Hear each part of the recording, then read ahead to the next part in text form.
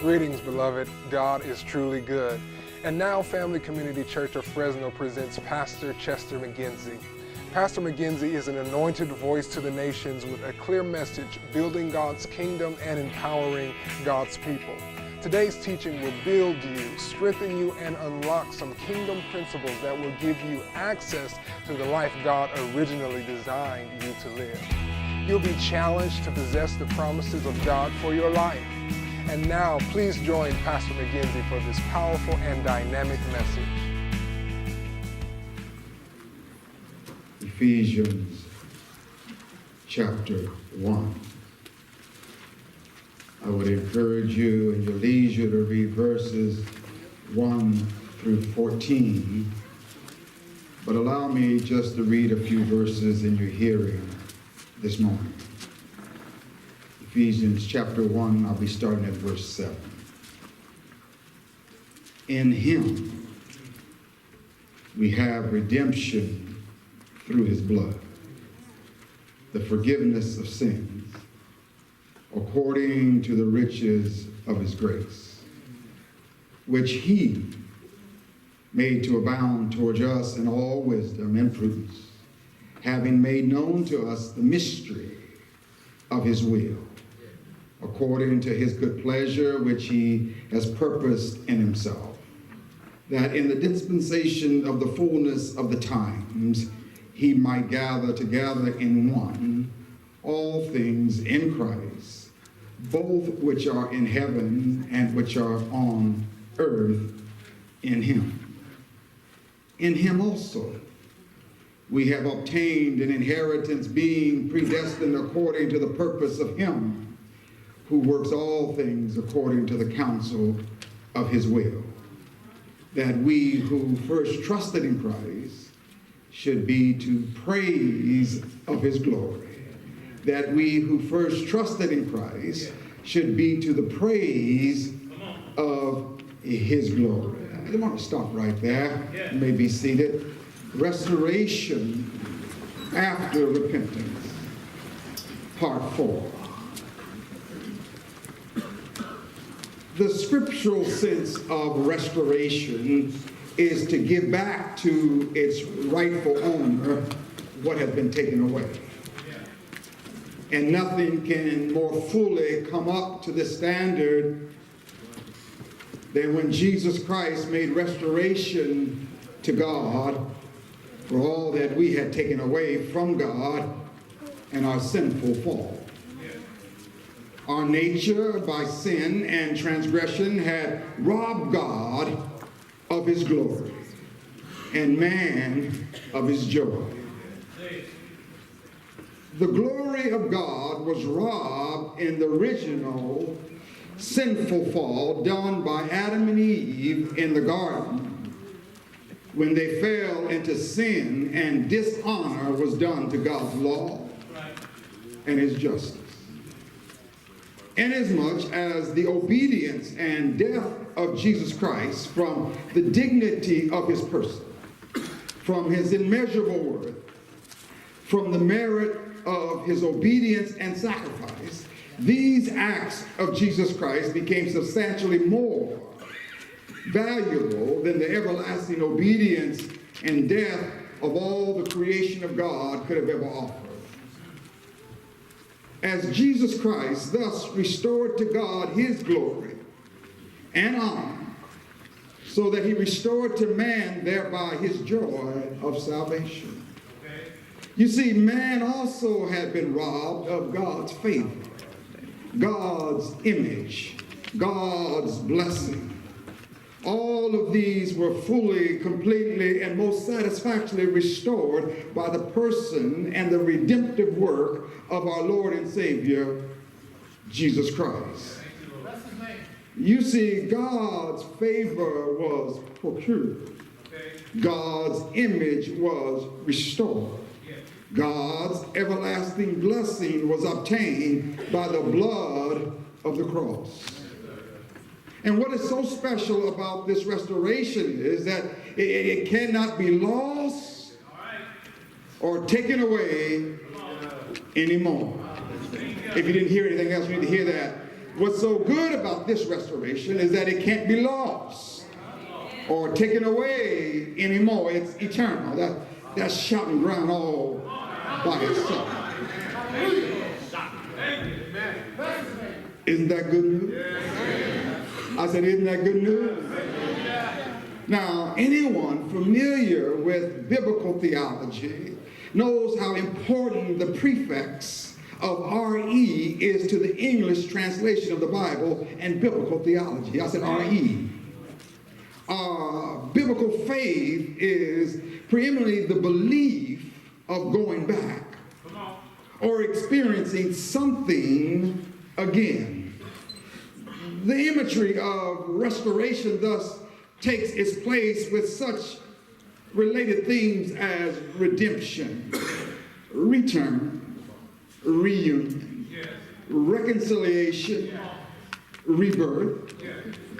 Restoration, once again, denotes giving or receiving something back that was taken or lost. One of the first things to note is the immense range of phenomena that can be restored. A wife can be restored to her husband, a son to his father, a person to an office. People with afflicted bodies are restored to wholeness of health. Even life is restored to the dead. Stolen goods are restored. Fortunes are restored. Cities are restored. The whole structure of the Bible embodies this pattern as we move from the original perfection down to the misery of fallen human history and then back up again to restoration through supernatural means. Over the past 3 weeks, we have explored an inductive Bible study of restoration after repentance. We have viewed several case studies of people being restored. First, in the family of a man who had 2 sons. The younger got what he wanted, but he lost. He repented and was restored into his family. The second was a community of faith that was restored after repentance. After being in captivity for 70 years, their souls were revived to hearing and obeying the word of God. And then thirdly, on last Sunday, there was in a church house where a woman was caught in the very act of adultery. She was brought into the Bible study to be condemned and stoned to death, yet she found forgiveness and a new life and was instructed to go and sin no more. And we see she was fully restored. So during these past 3 weeks' journey, the Holy Spirit has revealed to us that if your life is not right with God and you're living on the outs either with your family, your community, or your church, you can be restored to full restoration after repentance occurs. Is that still some good news? All of this is possible because of one additional word that has the prefix R-E. And that word is redeem or redemption. Redemption. Redemption is foundational to all the words with the prefix R-E which were previously mentioned. Without being redeemed, you can't come to repentance. Without being redeemed, you can't be revived. Without being redeemed first, you can't be restored.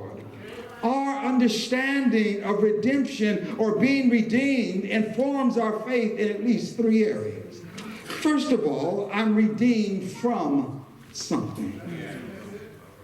In verses 5 through 6, having predestined us to adoption as sons by Jesus Christ to himself, according to the good pleasure of his will, to the praise of the glory of his grace, by which he has made us accepted in the beloved. Redemption presupposes captivity or slavery and the deliverance out of it.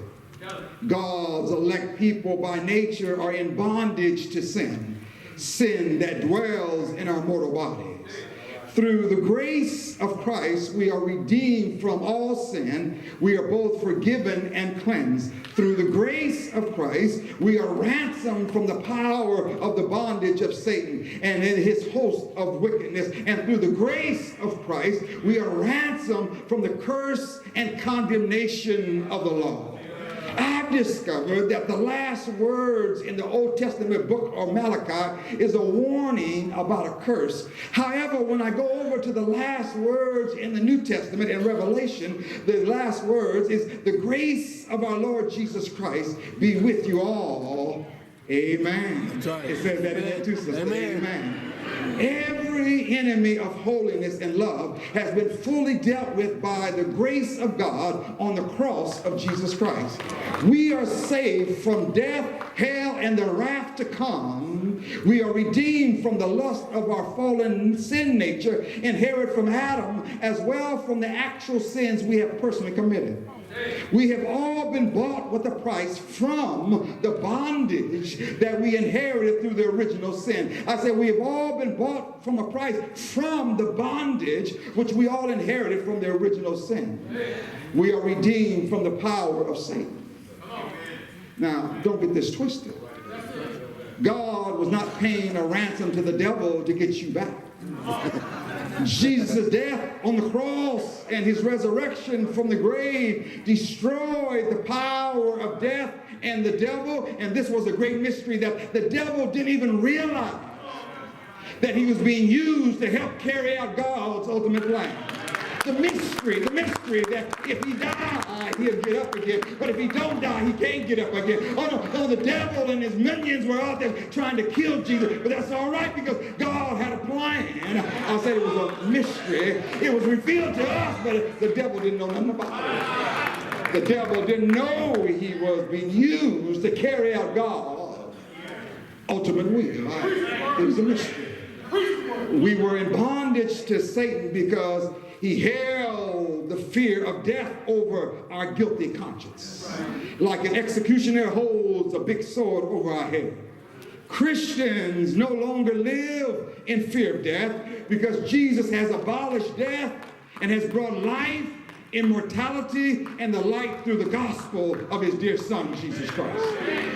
When we were also in bondage to Satan because, amen, the accuser of the brethren, holding us accountable to the just condemnation due our transgressions against God's holy law. Christ is our advocate in that trial, and he has justified us before the sovereign judge of the universe. Help me out just a little bit there, preacher. I'm standing before God in a trial that I know in my own mind I'm guilty as sin. But Jesus Christ is my judge advocate, and he steps in on my behalf and want to plead to the judge. And I'm considered not guilty anymore.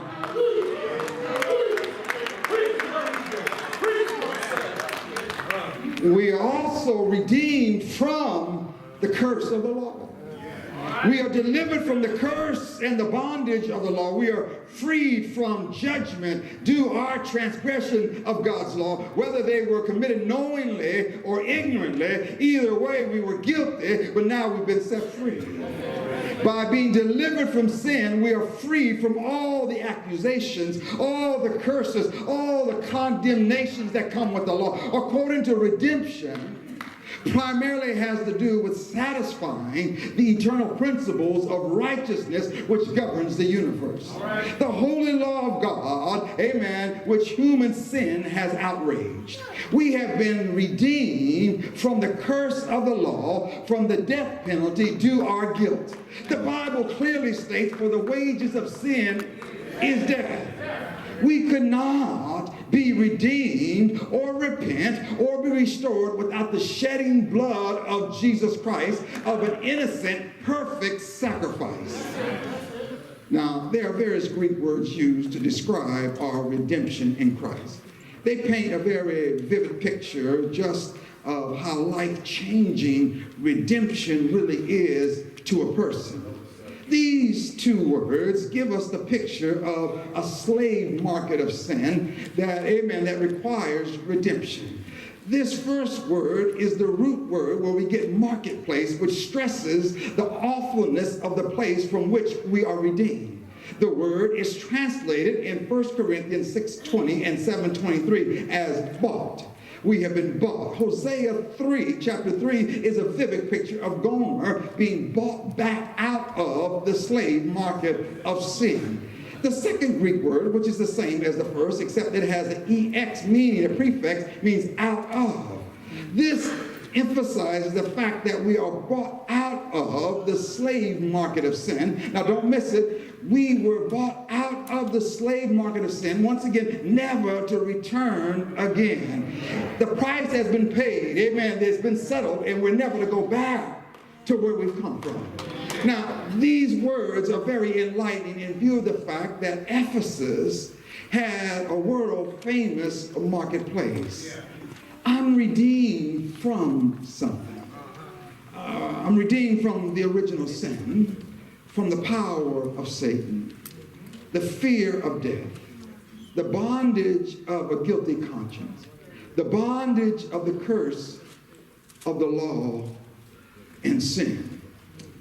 And then secondly, I'm redeemed and set free by something. Verse 7, in him we have redemption through his blood, the forgiveness of sins according to the riches of his grace. And it is through or by this blood of Christ that we have redemption. The idea of redemption is a bit of a stretch for some of us to really understand today. It is the further idea of not only being bought back out of slavery or prison or being restored, it also includes being set free.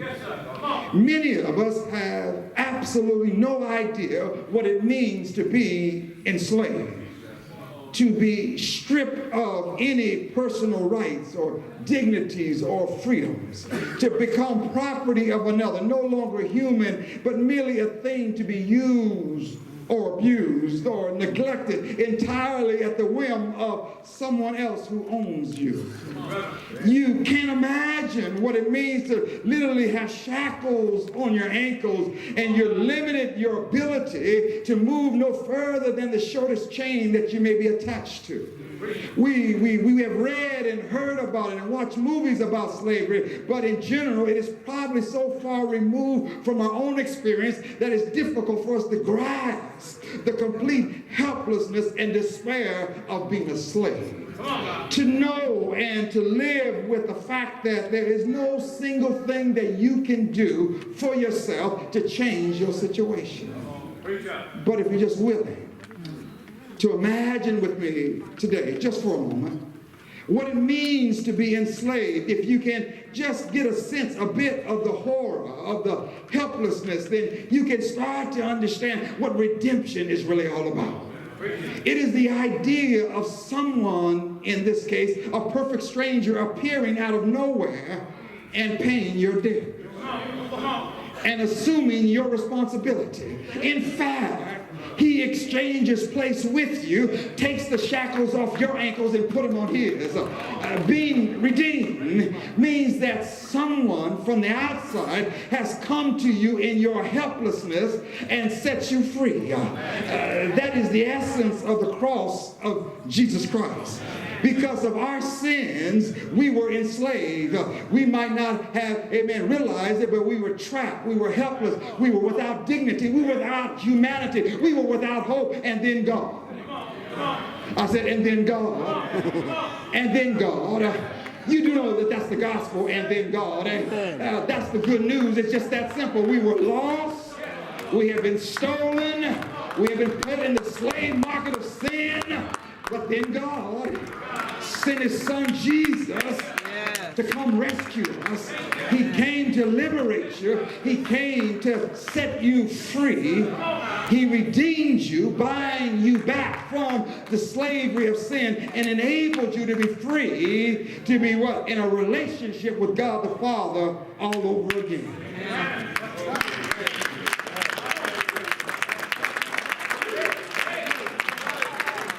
We are only able to repent and be forgiven and restored because of the redemption we have already received. What do you mean? No. It's because we got redemption that it allows me to repent. Because we have redemption, it allows me to be saved. I like what Paul says, for God demonstrated his love towards us, and that while we were still sinners, before I repented, before I got baptized, while I was still messed up from the floor up, while I was still in my mess, Christ died for us. Romans 5. The irony about our slavery to sin is that many have gotten so used to it that they have normalized it, even thinking it's a good place to be. We have become accustomed to it and never think that we might be missing out on so much more that is freely offered. This is where your job and my job comes in as witnesses for the cross of Jesus Christ. We need to go to the places, the slave markets, where people are enslaved. And by our words and our lifestyle demonstrate that there's so much more freely available that you don't have to stay shackled to sin. There's a better way to live. You don't have to stay. I know you're here, but there's somebody that's willing to take your place right where you are. And by our words and our lifestyle demonstrate that there's so much more freely available in Christ. So I need to ask you this morning, have you been freed? Come on. Are you free? Come on. Are you free? Preach up. Have your shackles fallen off? Have you accepted the liberty that comes through a relationship with Jesus Christ? Have you ran as fast as possible from the place where you were trapped and you were enslaved into the loving arms of our Lord and Savior Jesus Christ and sought his forgiveness, repented of your sins, and get restored because it's in him. It's in him that we have redemption. If you haven't, I proclaim, I declare, dare I decree to you this moment that freedom is offered to you right here and right now. And you don't have to go any further than where you are right now. Amen. The freedom of Almighty God is here to set you free. Christ is alive and wants to set you free. What you must do is believe, have faith, and experience true freedom in Christ Jesus. Paul says in Romans 10:8, the word is near you, the word is in your mouth and in your heart. That is the word of faith which we preach, that if you will confess with your mouth the Lord Jesus and believe in your heart that God raised him from the dead, you will be saved. For with the heart one believeth unto righteousness, and with the mouth confession is made unto salvation.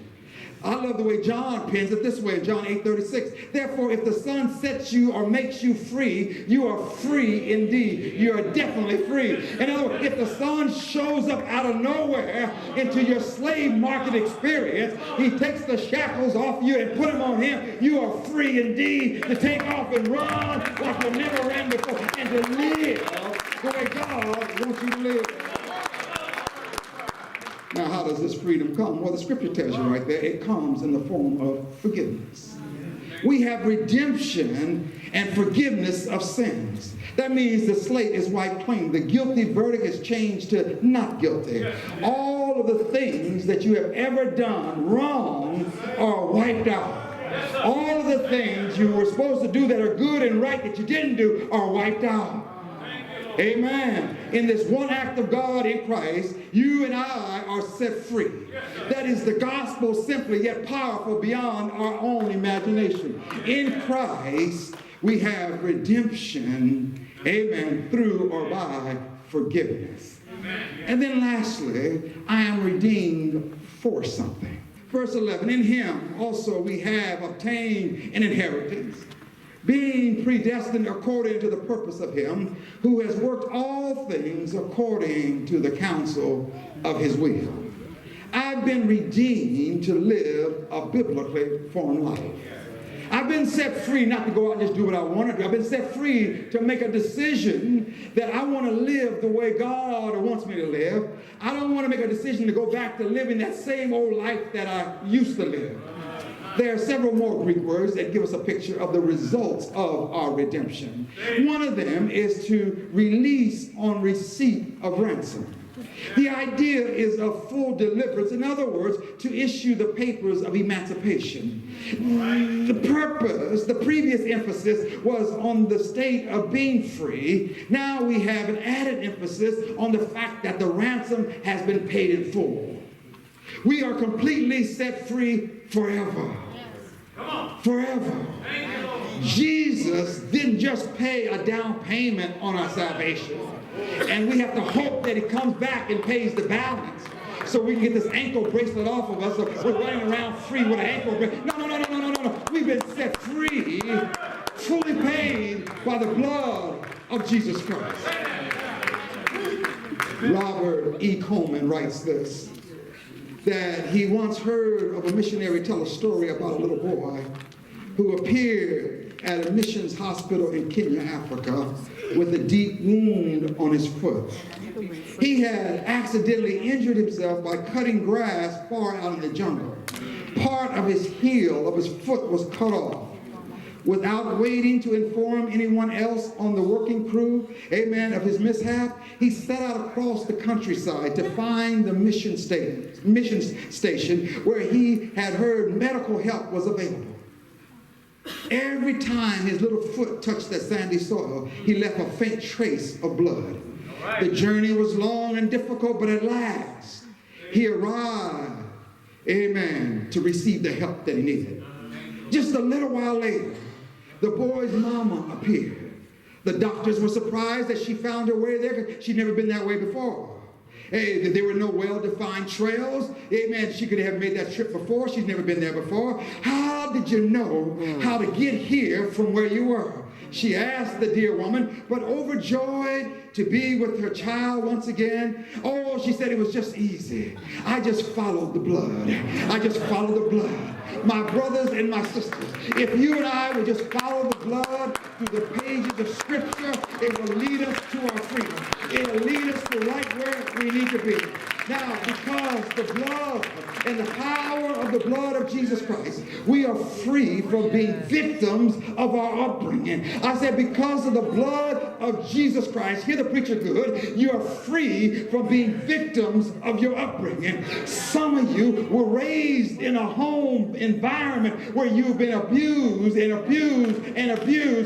taken advantage of, molested, and taken care of, and your mind, your life is all messed up. You think you're just worth nothing and worth dirt, and your life, you just go out and give yourself away to anybody and anything because you don't believe you're worth it. I'm here to declare to you today, by the blood of Jesus Christ, it sets you free from being a victim of your upbringing. We are free from the power of sin so we can live holy lives to a holy and righteous God and give him glory through our lives. It was stolen through Adam and Eve and through our bad life, but now we can give it back to him. Amen. We are free from our physical body of corruption. We are free from the fear of death. We have been set free in order to live, that we might live for the one who set us free.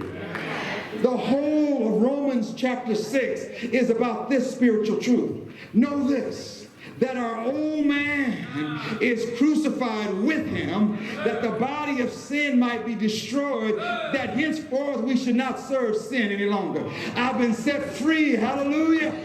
I've been set free. Yes. Understanding our redemption in Christ is a powerful motivation to live biblically formed lives, holy and without blame, in him that loved us.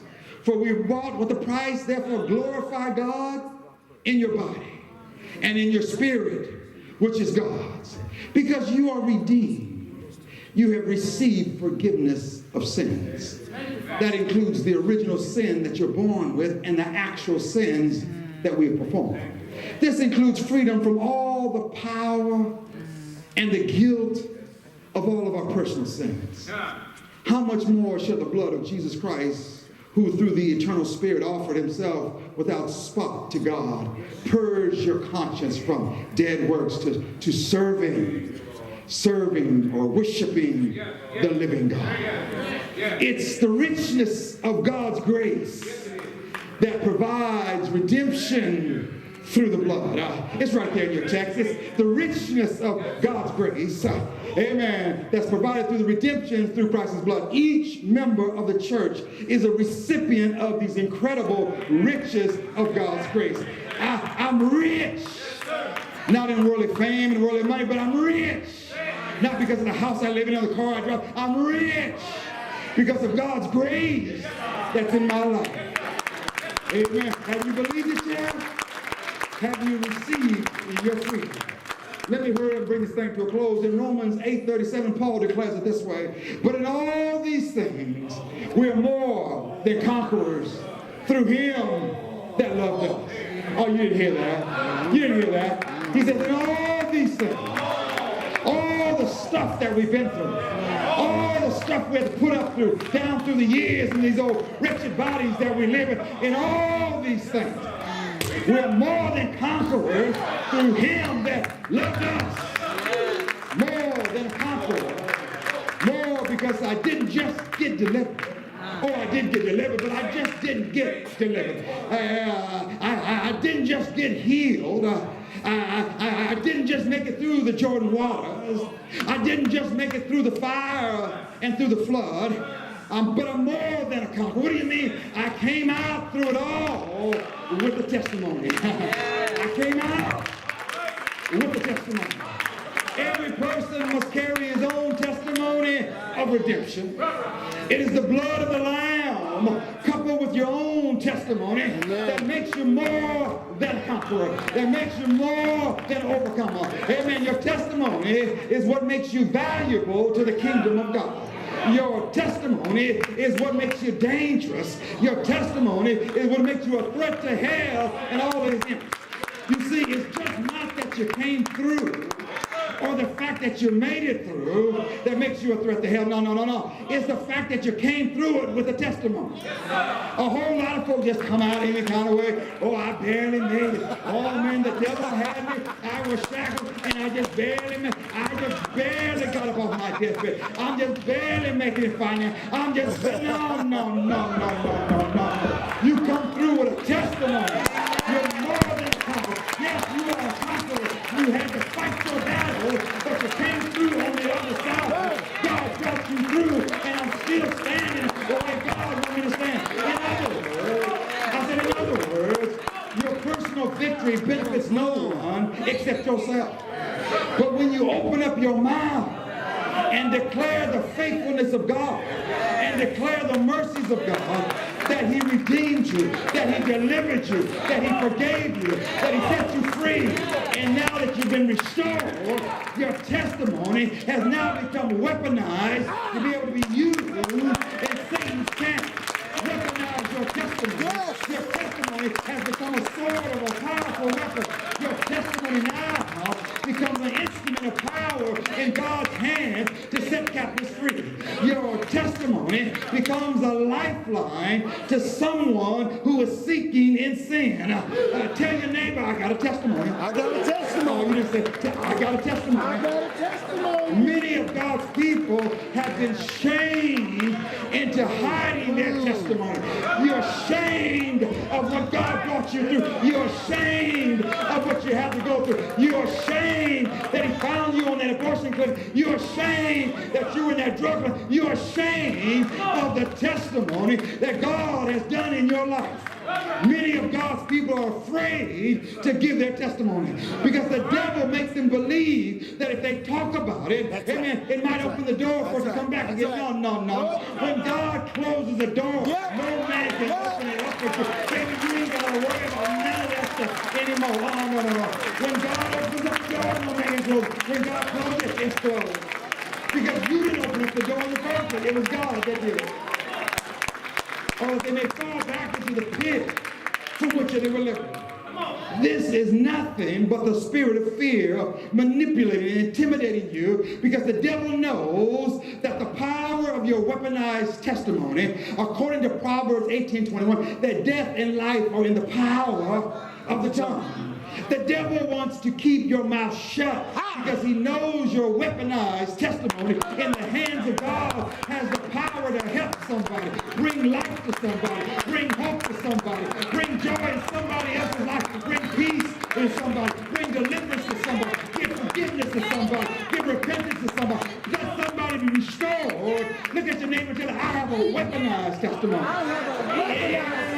It's not yours, it's mine. It's not all by myself. I didn't borrow it, I didn't steal it, I'm not trying to copy somebody else. It's my very own. It was my pain that I came through. It was my heartache that I came through. It was my confusion that I came through. It was the fear that was in my own heart. It was my loss. It was my fire. It was hot and it hurt. At times, I felt like I wasn't going to make it. I'm just going to be real. At times, I felt like I was going to lose my mind. At times, I felt like I was going to die. But I made it. But I made it. But I made it. That's my testimony. I made it. The attacks didn't kill me. The snake bites didn't make me die. The divorce didn't kill me. The miscarriages didn't kill me. The drugs didn't kill me. The sickness didn't kill me. The car wreck didn't kill me. The despair, the heartache didn't kill me. The years of grief didn't kill me. Come on, somebody. My character was attacked. My finances were attacked. But I didn't kill me. Yea, though I walk through the valley of the shadow of death, I will fear no evil. For the world and the sand, they come. I went through the valley of death, but I didn't die. I walked through the fiery furnace, but I didn't burn up. I waded through the deep waters, but I didn't drown. I heard the devil say, I'm going to kill you, Chester. I'm going to destroy your ministry. Amen. I'm going to hurt you. But he weaponized my testimony. And what are you going to say? I'm still here. I'm still here. I've been down the road. I've been down. I was way. But I'm still here. I'm more than a conqueror. I'm a conqueror, but I'm more than a conqueror. But I still got my testimony, and it's weaponized. I'm not ashamed to tell people that God healed me, God delivered me, God set me free. I'm still here preaching the gospel. For 3 long years, I fought every day of my life. I fought hell every day. I drove up in the parking lot of this church, and hell was waiting on me. For 3 long years, I'm just telling the truth. It's my testimony. I'm not ashamed to tell what God brought me through. In this church, it's the future, my destiny. I was fighting for everybody. I almost gave up. There was times when I felt like I couldn't make it. There were some people that said you wouldn't make it. There were some people that wrote me off. But God. But God. But God. When I thought I was going to give up and breathe my last breath, but God. God gave me a but God testimony. But God raised me up. But God healed me. But God delivered me out of the hands of my enemies. Is there anybody else in here who got a but God testimony? Anybody else got a but God? I don't see you. I don't see you. But God. But God. But God. Let me help somebody. You don't know. You should have made it and survived that drug overdose. But God. You should have lost your house, your car, and your money. But God. Should have lost your mind. But God. Others went through a lot less than you did and didn't make it. But God. But all of them are locked up in an asylum somewhere. Come on, somebody. I'm talking to somebody today. And listen, you shouldn't have got the position you've got on your job. But God. You shouldn't be living in the house and driving the kind of car you are today. But God. Listen, God will deliver you. God will give you a new testimony. God will give you everything you need. But you need to hear something real good. No miracle without a problem. No victory without a battle. No crown without a cross. No resurrection without a death. No restoration without repentance. No testimony without a test. Yes. A whole lot of what we're going through is nothing but a test. I say nothing but a test. When the devil gets on your back, it's just a test.